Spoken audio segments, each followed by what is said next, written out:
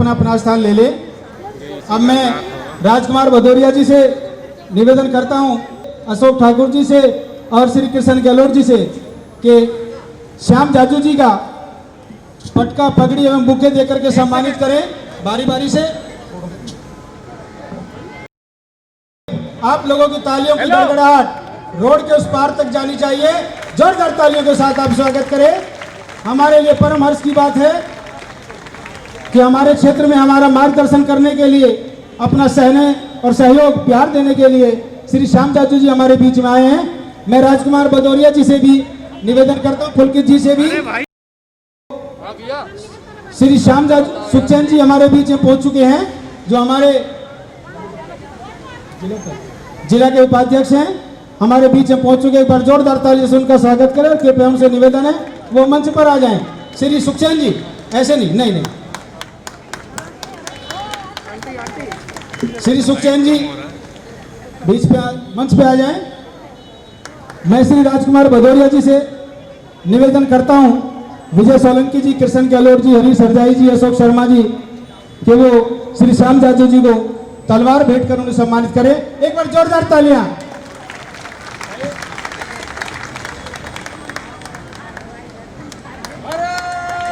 जय मातरम, मातरम, जिंदाबाद, जिंदाबाद, भारत माता की वंदे मातरम, वंदे मातरम। बुके देकर के सम्मानित कर रहे हैं। जोरदार तालियां। महावीर फौजी जी भी उनका स्वागत कर रहे हैं। जोरदार तालियां बजाएं। बोलो भारत माता की। आज इस देश के यशस्वी प्रधानमंत्री, हम सबके नेता, आज विश्व में अपने काम से अपना एक परचम लहराने वाले नरेंद्र मोदी जी के जन्म दिवस के उपलक्ष्य में यहाँ पर आयोजित सेवा सप्ताह के इस कार्यक्रम में मैं भारतीय जनता पार्टी के राष्ट्रीय उपाध्यक्ष, हम सब के प्रेरणा स्रोत आदरणीय श्याम जाजू जी का हार्दिक अभिनंदन करता हूँ। जोरदार तालियों के साथ मैं चाहता हूँ आप भी सुनें। अभी हमारे राष्ट्रीय प्रदेश उपाध्यक्ष सतेंद्र सिंह जी, यहाँ पर जिला अध्यक्ष जो अभी वर्तमान में विजय सोलंकी जी, जिनके यहाँ के स्थानीय निगम पार्षद कृष्ण गहलोत जी, हरजाई जी, अशोक शर्मा जी, विनय चौहान जी, और इस कार्यक्रम के आयोजक राजकुमार भदौरिया जी, जिनके कारण हम सब यहाँ पर इकट्ठे हैं। साथियों, आप सबके मन में ये विचार थे, लेकिन बहुत वर्षों तक अच्छे विचार होने के बावजूद इस देश के अंदर असमानता कम नहीं हो रही थी। इसी बीच एक बहुत महान नेता, विचारक पंडित दीनदयाल उपाध्याय जी ने यह विचार किया कि अगर हम इस देश के अंतिम व्यक्ति को, इस देश के गरीब व्यक्ति को, इस देश में मुख्य धारा से बाहर के व्यक्ति को अगर देश की मुख्य धारा में लाना चाहते हैं और इस देश को आर्थिक संपन्नता की ओर ले जाना चाहते हैं, तो हमें हर भारतीय को उसके साथ जोड़ना पड़ेगा। और उन्होंने एक विचार के साथ जो अंत्योदय का विचार दिया, सर समाज के अंतिम व्यक्ति को साथ में लाना है।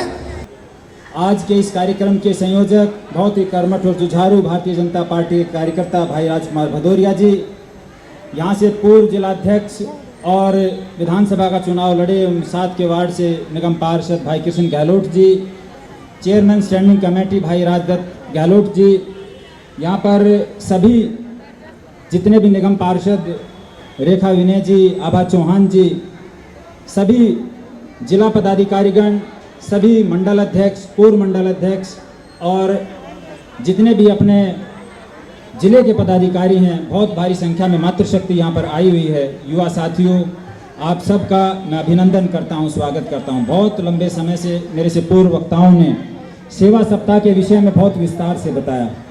मुझे तो केवल आप सब कार्यकर्ताओं का इस सेवा सप्ताह के दौरान जो मेरा अनुभव आया है और मेरे पास ये नया दायित्व आया है, इस नए दायित्व में जितना सहयोग आप सब कार्यकर्ताओं ने, जितने मेरे वरिष्ठ यहाँ पर भारतीय जनता पार्टी जिला नजफगढ़ के नेता बैठे हुए हैं, जितना इन्होंने सहयोग समर्थन दिया, अपने जीवन में उनको धारण किया, और इतनी बड़ी आबादी होते हुए भी हम उन चीज़ों से बहुत हद तक बचे रहे। तो आप सब इतने विशाल संख्या में, इतनी भारी संख्या में सोशल डिस्टेंसिंग का आप सब ने ध्यान करते हुए यहाँ पर इस कार्यक्रम को आयोजित किया है। मैं पूरे नजफगढ़ जिला की तरफ से भाई राजकुमार भदौरिया जी का और विशेष तौर पर मंच पर जितने हमारे नेता और कार्यकर्ता यहाँ पर आए हुए हैं, इस पूरे सेवा सप्ताह में आपने जो इस कार्यक्रम को सफल बनाया है, मैं नजफगढ़ जिला भारतीय जनता पार्टी की तरफ से बहुत बहुत आपका आभार व्यक्त करता हूँ। बहुत एक बार करतल ध्वनि से आदरणीय श्याम जी का भी आप अभिनंदन करें, स्वागत करें। आपका बहुत बहुत धन्यवाद, बहुत बहुत आभार।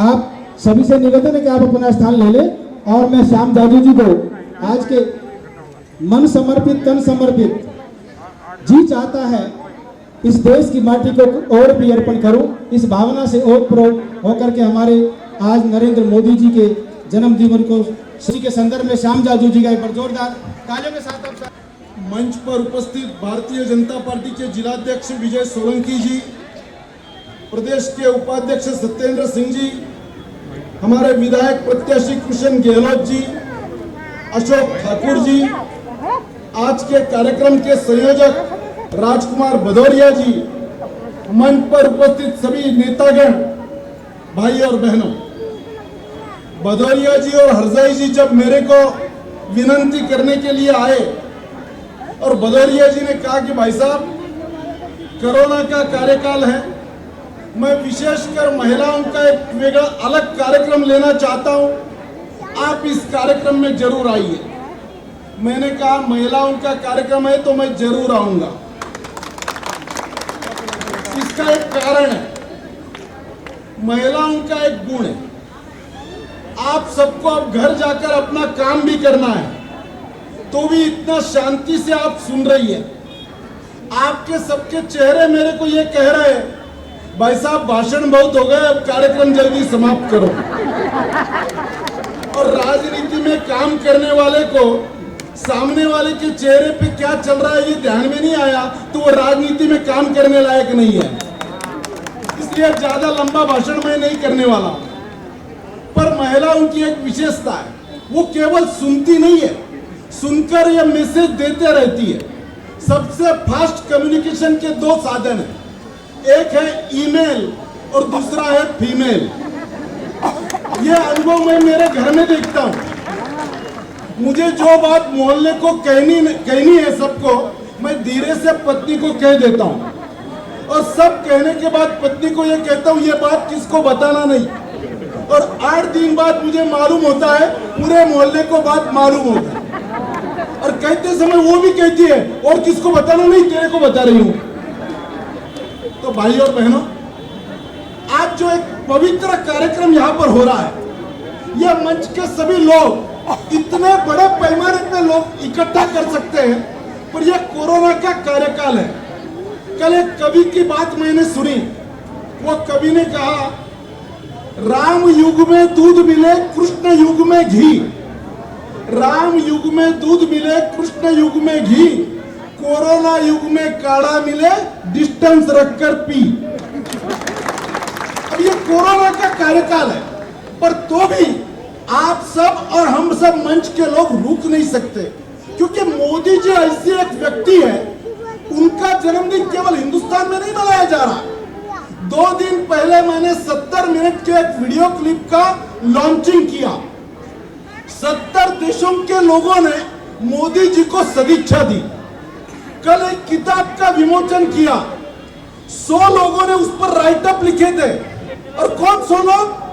लता मंगेशकर, आशा भोसले, सुनील गावस्कर, पीटी उषा, स्वामी चिदानंद जी, ऐसे अलग अलग लोग जिन्होंने अपने लाइफ में किसी के लिए लेख नहीं लिखा था, पर मोदी जी के लिए लिखा। क्यों? ये वो मोदी जी है।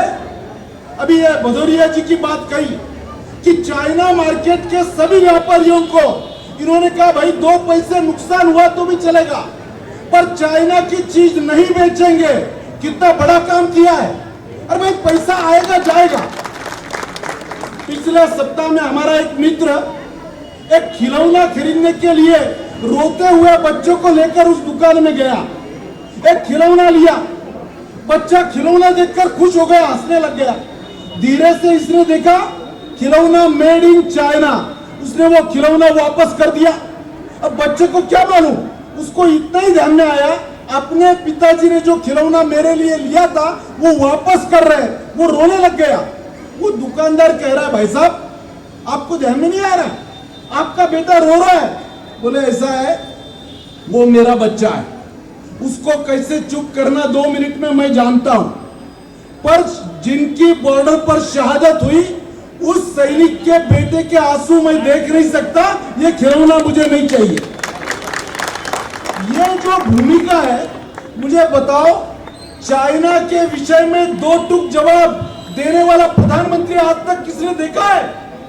चाइना ने जब हमारे पर आक्रमण करने की कोशिश की, भाई आक्रमण क्या होता है, मेरे घर के सामने किसी ने गाड़ी लगाई, रास्ता तो मेरा नहीं है, पर मैं तुरंत जाके क्या कहता हूं, हमारे दरवाजे में मत लगाओ, उधर आगे, ये कोई पार्किंग है क्या? कोई साइकिल लगाई हम लगाने नहीं देते। जो रास्ता हमारा नहीं है, जो जगह हमारी नहीं है, वहां हम अतिक्रमण बर्दाश्त नहीं करते अपने देश में। और ये विदेश से आए हुए हमारी कई किलोमीटर जमीन लेने की भावना रखते हैं। मोदी जी ने कहा चाइना के सब ठेके कैंसिल करो, चाइना के सब ऐप कैंसिल करो।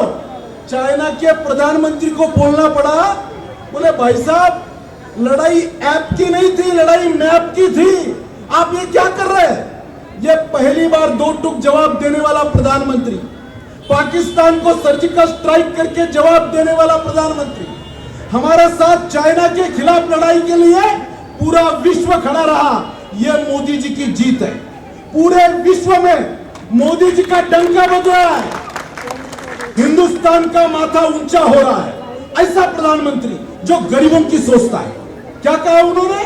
हमारा होल्डिंग मत लगाना, हमारी मिठाई मत बांटो, पर गरीबों के लिए काम करो। इसलिए ये मंच के सभी लोग गए 8 दिन में, मुझे मालूम है विजय सोलंकी जी के जिले में इतने कार्यक्रम हुए अलग अलग प्रकार के, ब्लड डोनेशन हुआ, राशन वितरण हुआ, मास्क वितरण हुआ, काढ़ा वितरण हुआ, बुजुर्गों का सम्मान हुआ, किसानों के लिए बीज दिए गए, कितना कार्यक्रम। ये ऐसे कार्यक्रम इसलिए हो रहे हैं कि मोदी जी गरीबों की बात जानते हैं, गरीबी से उठकर आए हैं।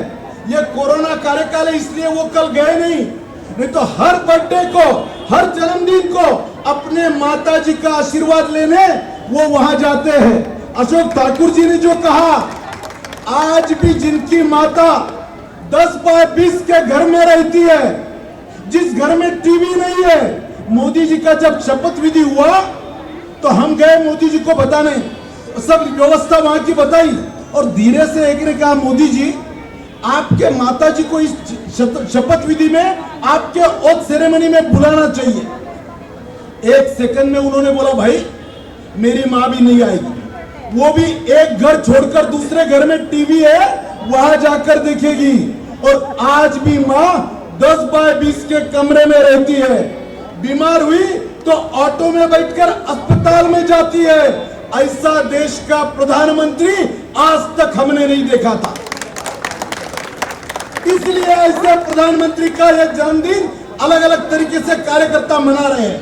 भारतीय जनता पार्टी के लोगों को तो आनंद होगा ही, पर बाकी जनता को भी आनंद हो रहा है। और यह प्रधानमंत्री है जिसने हमें फ्री राशन दिया, यह प्रधानमंत्री है जिन्होंने किसानों के लिए सम्मान राशि भेजी, यह प्रधानमंत्री है जिन्होंने महिलाओं की इज्जत रखने के लिए हर घर में शौचालय के लिए सब्सिडी दी, यह प्रधानमंत्री है जिन्हें 12 रुपए में हमारा इंश्योरेंस करवाया, यह प्रधानमंत्री है जो जनता को जो पैसा देता है सबके सब पैसा उसके अकाउंट में जाता है, यह प्रधानमंत्री है जिसके कारण विदेश के लोग भी यहाँ इन्वेस्ट करने के लिए आ रहे हैं, यह प्रधानमंत्री है मुद्रा बैंक का लोन बांट रहा है, यह प्रधानमंत्री है रेहड़ी पट्टी वालों को लोन देने के लिए इन्होंने स्कीम निकाली है।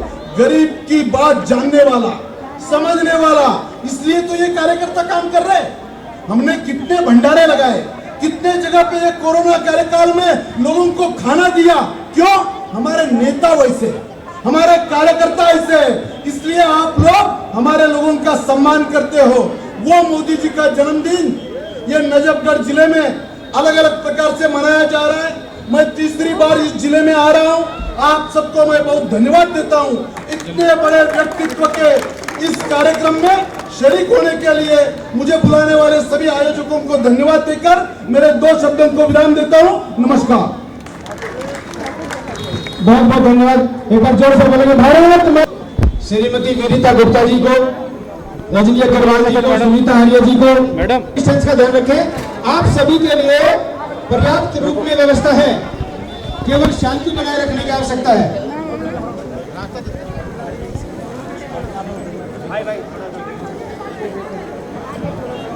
केवल रास्ता बनाए, व्यवस्था बनाए रखें।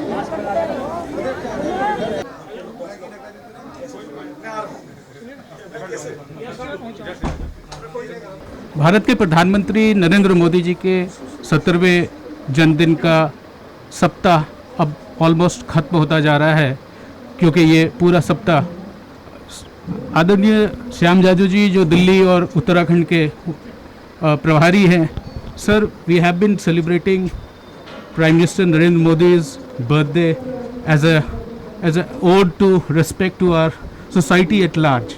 What is your suggestion now that we are coming almost on the 20th? Today is 19th. देश के सर्वाधिक लोकप्रिय नेता नरेंद्र मोदी जी का जन्मदिन ये केवल भारतीय जनता पार्टी तक सीमित नहीं है, केवल हिंदुस्तान तक सीमित नहीं है, पूरे विश्व में ये मनाया जा रहा है। इस प्रकार का दमखम का नेता जब देश का नेतृत्व करता है तो उसके लिए किसी के कर्तृत्व के लिए कोई सर्टिफिकेट की आवश्यकता नहीं है। मोदी जी के कामों पर खुश होकर पूरी जनता इसमें इन्वॉल्व हो रही है और भारतीय जनता पार्टी ने तो ये ऐसा माध्यम चुना है। हमारे कार्यकर्ता जमीन पर उतरकर कोरोना जैसे कार्यकाल में भी जान हथेली पर रहकर जनता के बीच में काम कर रहे हैं। अलग अलग प्रकार के सेवा कार्यों का हमने बढ़ावा दिया है और समाज की सेवा करना ये भारतीय जनता पार्टी के कार्यकर्ताओं का काम है। स्वाभाविक रूप से नरेंद्र मोदी जी का आदर्श सामने रखकर बहुत बड़े पैमाने पर एक बड़ी मूवमेंट पूरे देश में खड़ी हुई है। ब्लड डोनेशन के कैंप हुए, राशन वितरण के काम हुए, गरीबों को मदद देने के लिए, उत्थान करने के लिए जो जो कर सकते हैं वो सब हमारे कार्यकर्ताओं ने किया है। सर, ये सेवा सप्ताह शायद ये हिंदू परंपरा से जुड़ी हुई बातें हैं और शायद मोदी जी इन्हीं बातों को या पार्टी के अध्यक्ष जेपी नड्डा जी इन्हीं बातों को आगे लेके जा रहे हैं, क्योंकि उन्होंने कहा था, परसों कहा था कि मोदी जी कभी नहीं कहते थे कि हमारे जन्मदिन मनाओ, और लेकिन पार्टी कार्यकर्ताओं ने ये प्रण लिया कि उनके जन्मदिन सेवा, श्रमदान, सेवादान, अर्थदान करके करेंगे। हर आदमी को देने के लिए, लेने के लिए किसी को सिखाना नहीं पड़ता, पर देने के लिए सिखाना पड़ता है। और उसके लिए नरेंद्र मोदी जी जैसा एक मॉरल अथॉरिटी वाला किसका उदाहरण देकर हम लोगों को सिखाते हैं, उस पर उसका परिणाम होता है। तो मोदी जी ऐसा है, समर्पित नेतृत्व है, उसके कारण पूरे समाज में जागृति होती है, समाज के एनजीओ आगे आती है और लोग मदद करते हैं। कोरोना जैसे कार्यकाल में लोगों को राहत देना ये बहुत बड़ा काम सरकार के साथ साथ जनता का भी, हमारी पार्टी के कार्यकर्ताओं ने भी किया है। प्रधानमंत्री मोदी जी के 70वें जन्मदिवस को सेवा सप्ताह के रूप में मनाया जा रहा है।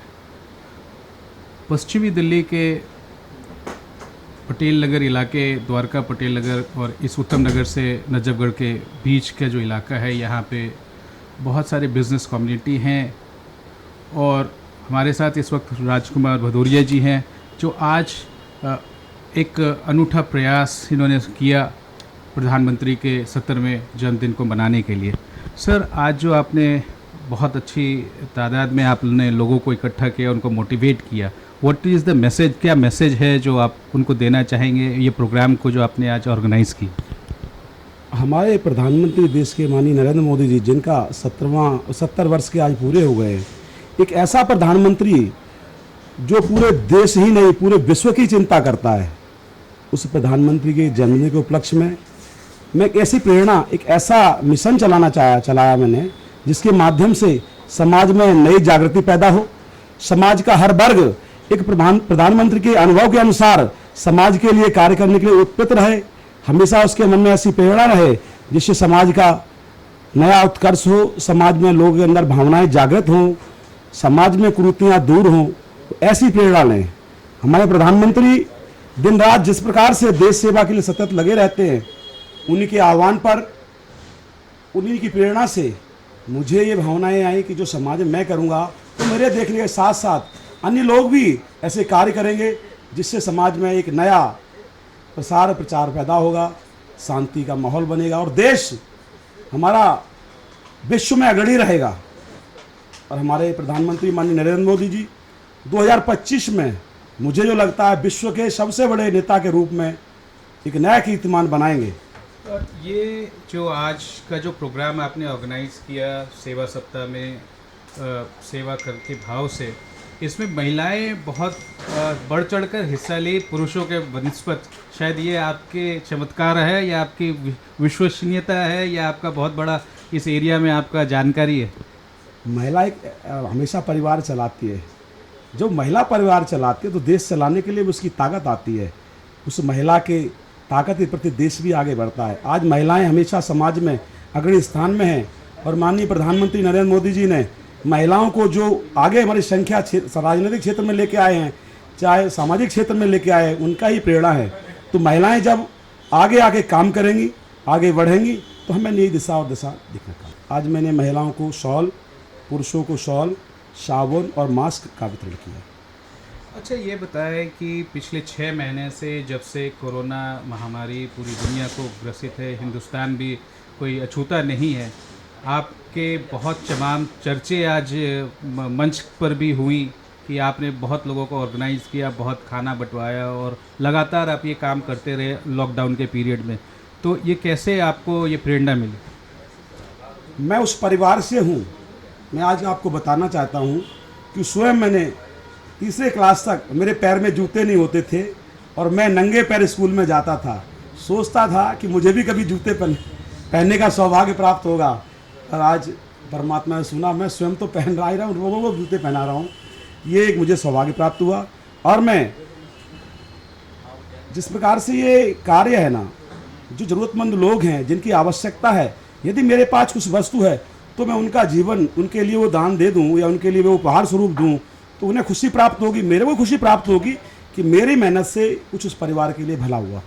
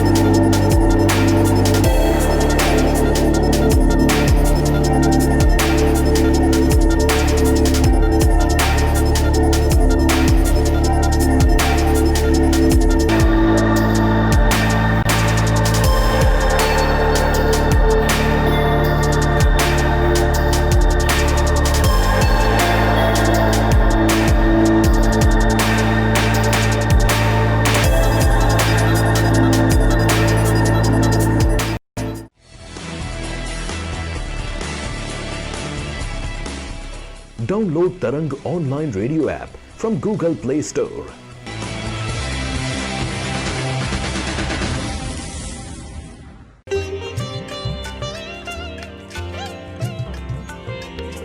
You are listening to Tarang Devotional Online Radio.